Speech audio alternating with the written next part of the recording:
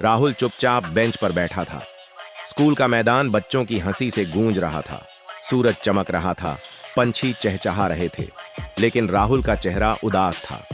उसकी पैंट भीगी हुई थी, ठंडी ठंडी, और सबसे बड़ी बात, सबको पता चल गया था। कक्षा का शरारती बच्चा समीर सबसे पहले हंसा। देखो, राहुल ने पैंट गीली कर दी। बाकी बच्चे भी हंसने लगे।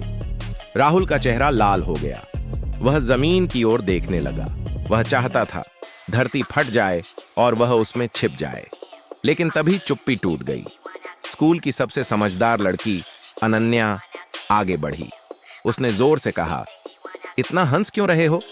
क्या तुम्हें पता है, कभी कभी हीरो बनने के लिए पैंट गीली करनी पड़ती है? सभी बच्चे चौंक गए। हीरो, और वो भी राहुल? राहुल खुद भी हक्का बक्का रह गया। हीरो? मैं? अनन्या ने रहस्यमय मुस्कान दी। उसने धीरे से कहा, तुम्हें नहीं पता है ना? राहुल ने सिर हिलाया। अनन्या ने फुसफुसाकर कहा, हर किसी के पास एक राज होता है, शायद तुम्हारे पास भी है। उस रात राहुल नींद में करवटें बदलता रहा। बार बार वही शब्द उसके कानों में गूंजते, हीरो बनने के लिए पैंट गीली करनी पड़ती है। वह सोचता रहा कि आखिर अनन्या ने ऐसा क्यों कहा। क्या यह सच में कोई राज था? अगली सुबह जब वह स्कूल जा रहा था, उसने रास्ते में देखा कि तालाब के पास कुछ अजीब हो रहा है।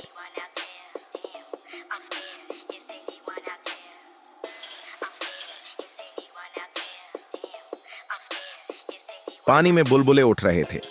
तालाब से नीली रोशनी फैल रही थी। राहुल पास गया। अचानक पानी से एक अजीब सा जीव बाहर निकला। उसकी आंखें चमकीली थीं और उसके हाथों में सुनहरी छड़ी थी। जीव ने कहा, स्वागत है, गीली पैंट वाले बच्चे। राहुल उछल पड़ा। क्या तुम मुझे पहचानते हो? जीव ने हंसते हुए कहा, हां, यही तो तुम्हारी पहचान है। तुम वेट पैंट्स हीरो हो और तुम्हें एक मिशन पूरा करना है। राहुल की आंखें बड़ी हो गईं। मिशन? कौन सा मिशन? जीव ने समझाया। इस तालाब के नीचे एक जादुई दुनिया है। वहां पर पानी का साम्राज्य है, लेकिन उस पर एक अंधेरी छाया ने हमला कर दिया है। उसे हराने के लिए हमें ऐसे बच्चे की जरूरत है जो अपने डर को हंसी में बदल सके, और वही बच्चा तुम हो। राहुल ने घबराकर कहा, लेकिन मैं तो गलती से। जीव ने बीच में टोका, नहीं, जो लोग अपनी गलती को छुपाते नहीं, वही सच्चे हीरो होते हैं। तुम्हारे गीली पैंट होने पर भी तुम भागे नहीं, तुम टिके रहे। यही हिम्मत है। राहुल को पहली बार गर्व महसूस हुआ। उसने धीरे से कहा, तो मुझे क्या करना होगा? जीव ने छड़ी उठाई। छड़ी से एक चमक निकली और तालाब में एक दरवाजा खुल गया। दरवाजे के पार नीला चमचमाता रास्ता दिखा। चलो, जीव ने कहा। राहुल पानी में कूदा, लेकिन डूबा नहीं, बल्कि वह पानी पर दौड़ने लगा, जैसे पानी अब उसका साथी बन गया हो। वह हैरान था। चारों तरफ रंग बिरंगी मछलियां तैर रही थीं। कुछ गा रही थीं, कुछ हंस रही थीं। नीचे पहुंचकर उसने देखा, एक विशाल महल है। दीवारें मोतियों की बनी थीं। दरवाजे पर सीपियां जड़ी थीं, लेकिन महल के ऊपर काली छाया मंडरा रही थी। महल के राजा, बूढ़े कछुआ महाराज ने कहा, हीरो आ गया है। सबने जयकार की, पर अचानक छाया हंसी। हीरो? ये बच्चा जिसके कपड़े गीले हो जाते हैं। छाया का चेहरा डरावना था। उसकी आंखें लाल थीं। उसके हाथ से काले बुलबुले निकल रहे थे। राहुल का दिल धड़कने लगा, पर अनन्या की बात याद आई। हीरो बनने के लिए पैंट गीली करनी पड़ती है। उसने गहरी सांस ली और बोला, हाँ, मैं ही हूं हीरो, और मैं तुमसे नहीं डरता।